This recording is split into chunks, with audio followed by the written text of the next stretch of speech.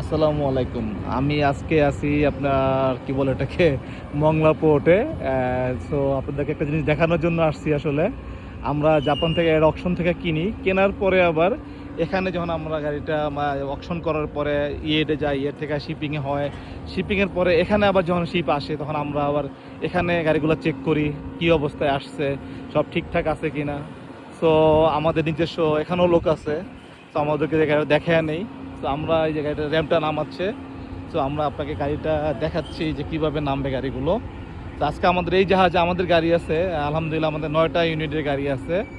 So আমরা চেষ্টা করবো আমাদের গাড়িগুলো দেখানোর জন্য যে কী অবস্থায় আসছে, ফ্রেশ কন্ডিশনে আসছে ওখান থেকে, বা ওখানে কী অবস্থা ছিল, এখন এখানে কী অবস্থায় আছে।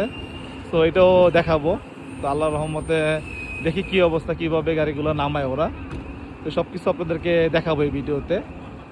সো হয়তো বা দেখবেন জাহাজটা কীরকম ভিতরে, এটাও দেখতে পারবেন, বা আপনার র্যামটা কীভাবে নামাচ্ছে সেটাও দেখতে পারতেছেন।